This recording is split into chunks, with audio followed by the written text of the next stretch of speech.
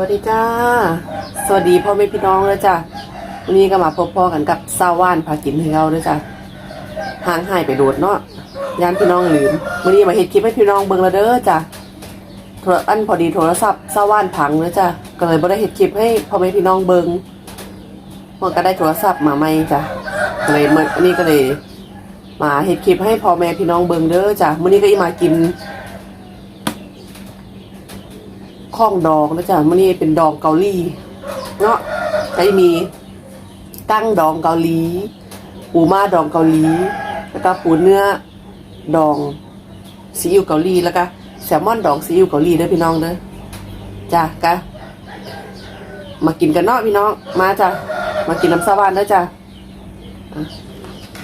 ลองก่อนนะพี่น้องแซลมอนเลยจิ้ม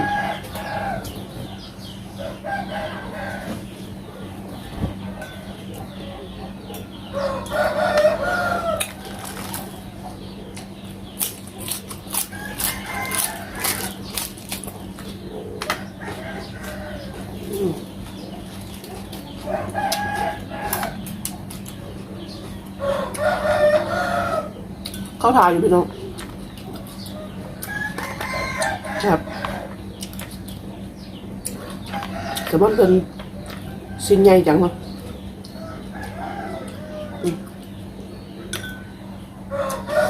จริงๆแซ่บๆพี่น้อง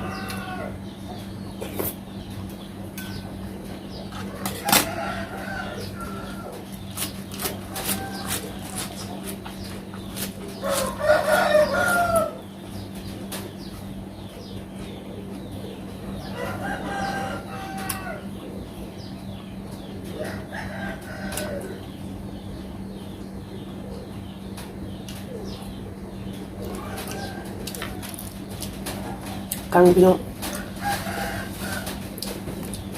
กินเป็ดมื้อละพี่น้องเลยไม่เคยกินนะลองจะแรก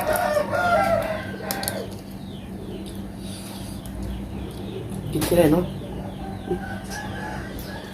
กังเลยพี่น้อง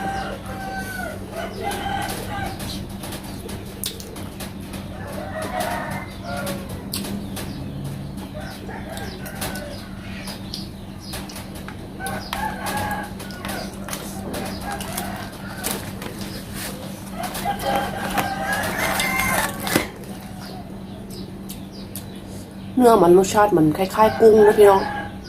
กังเนี่ย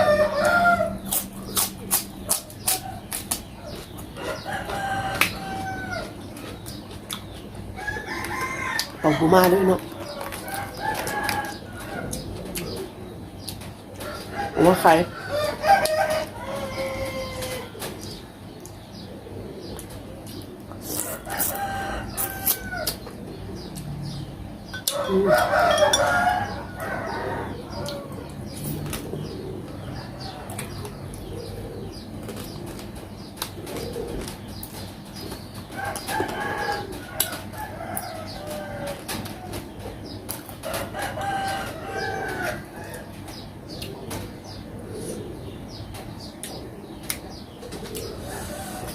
เข้าทายกินเนาะ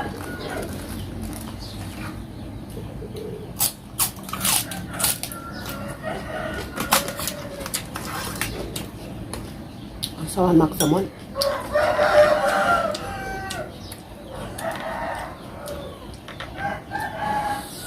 มันชิ้นใหญ่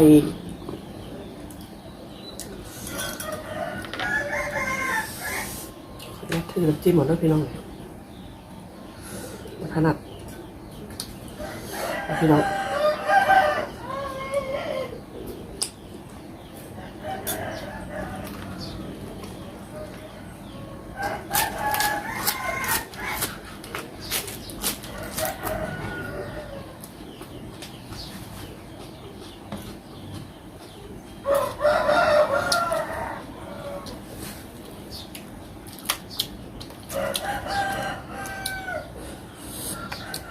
มาไข่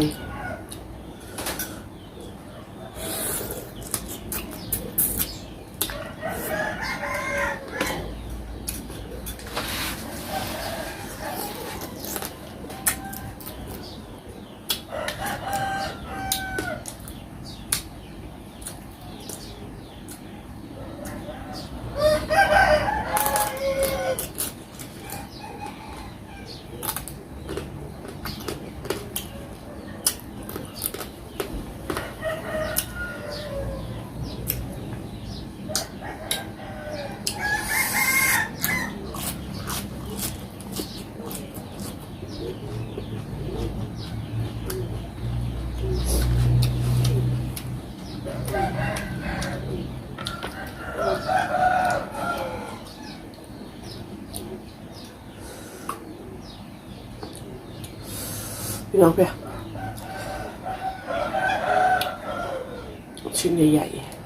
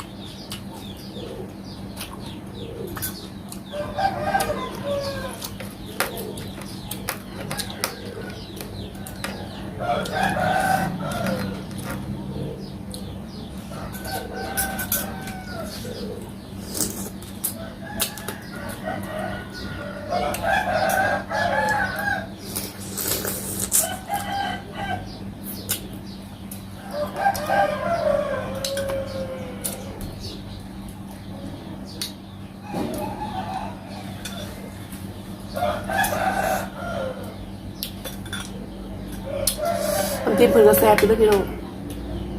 สว่างสั่งในเพจอย่างจำไม่ได้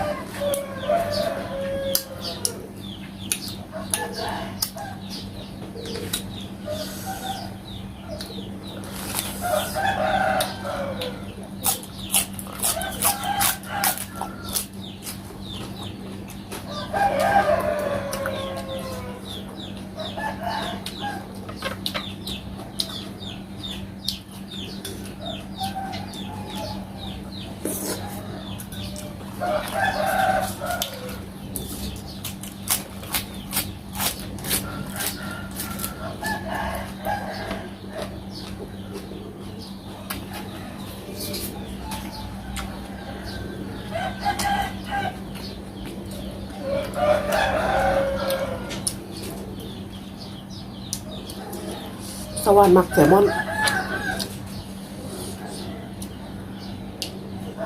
มันแซ่บ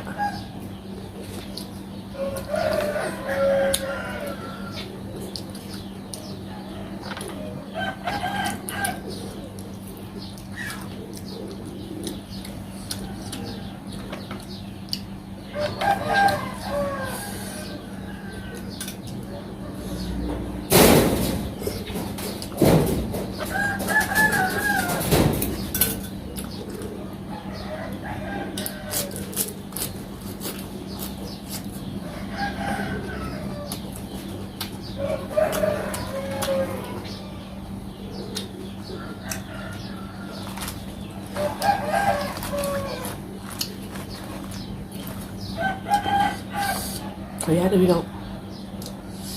แต่มันเบิดละ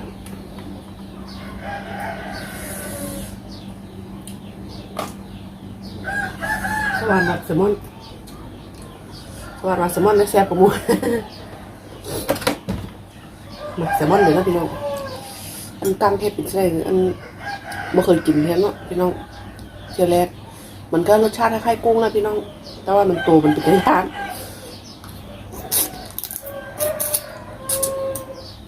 ก็อย่างก็กางไข่อยู่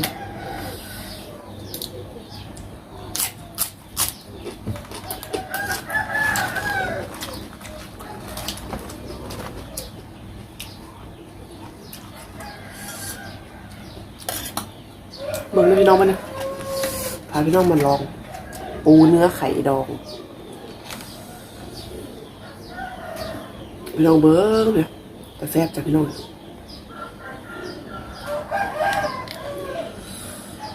ไข่เยิ้มเยิ้มเลยพี่น้อง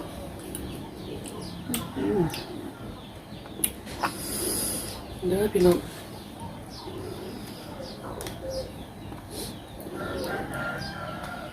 ถ้าได้กินให้เบิ่ง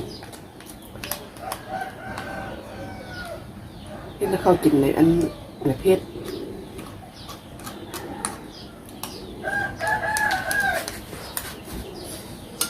น้ำจิ้มซีฟู้ดลงไป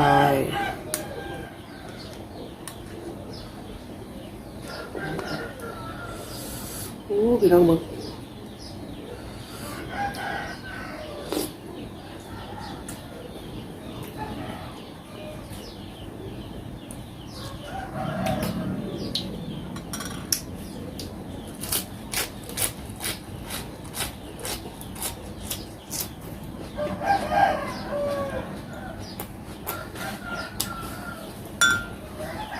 ข้าวผัดอยู่พี่น้อง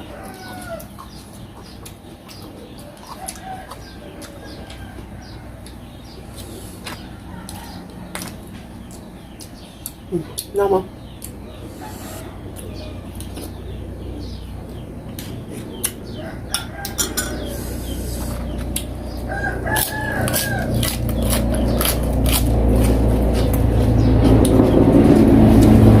หวานมันพี่น้อง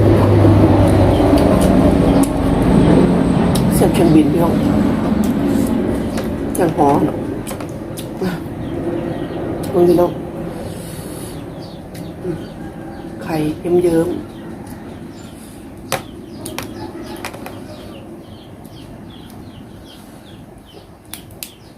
มันได้พี่น้องเลยคือกินยากเลยจังหน่อยนะพี่น้อง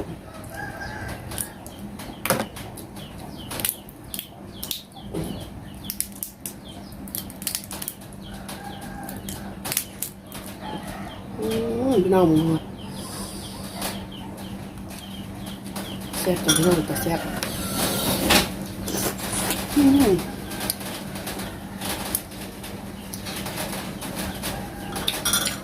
แซ่บพี่น้อง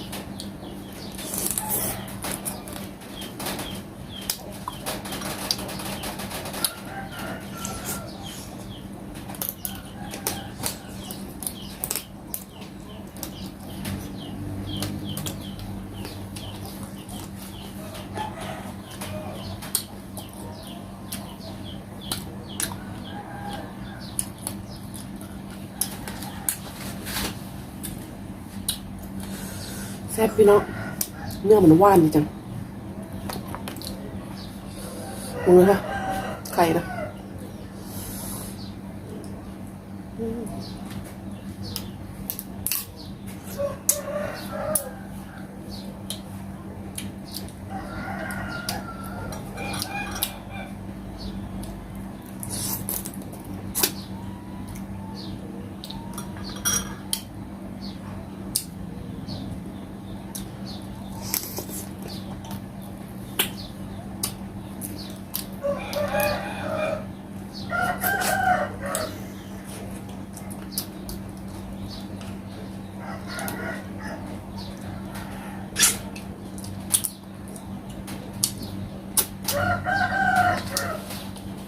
มันก็กินยากเลยเนาะพี่น้อง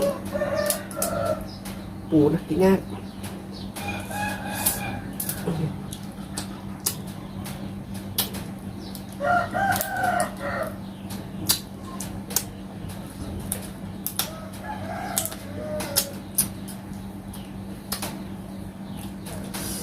แซ่บพี่น้องก็เคยกินเฮียสวรรค์ลองสร้างเมืองในเพชร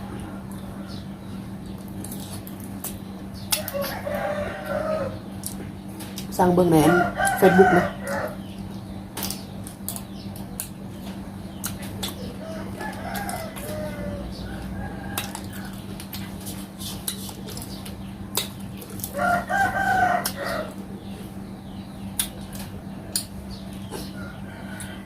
ล้ายๆพวกทะเลดองนะพี่น้อง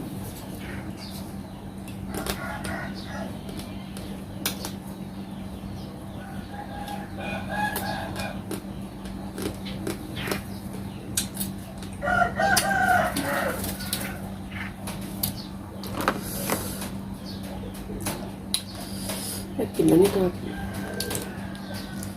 กินยากเลยพี่น้อง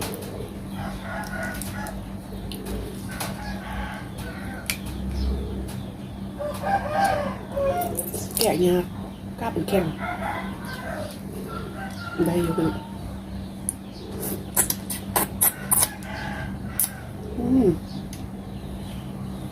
ก็ได้พี่น้องเนื้อหวานกังไข่นะพี่น้องกังไข่ดอกซีอิ๊วเกาหลี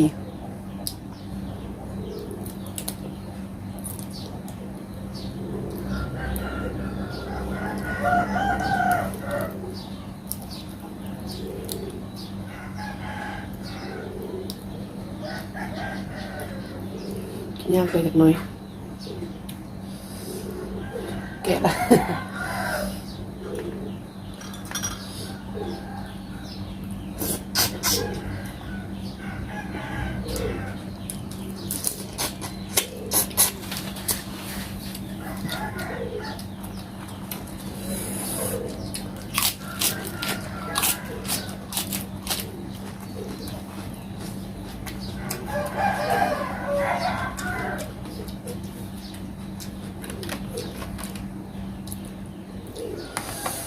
กระปูมาไข่กันพี่น้อง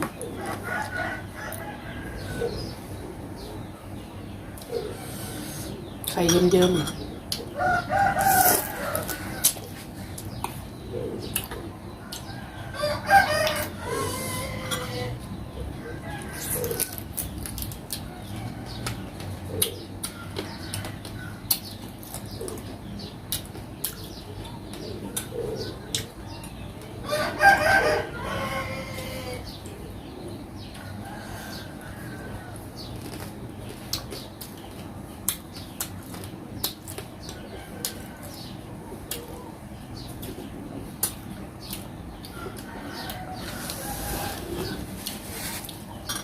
กินเพื่อนแซ่บพี่น้อง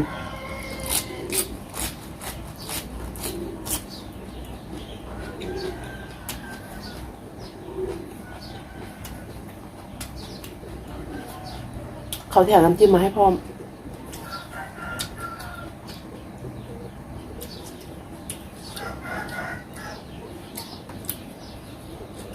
สุดหน้ามึง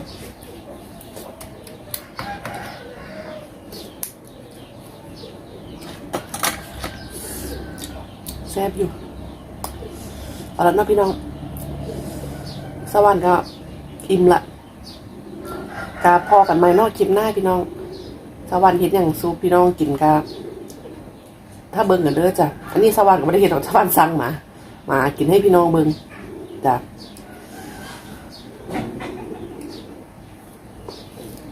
ตอนนี้เนาะพี่น้องอย่าลืมกดไลค์กดแชร์กดติดตามให้ช่องสวรรค์พากินเด้อจ้ะพี่น้องพบกันใหม่คลิปหน้าเด้อจ้าสวัสดีจ้า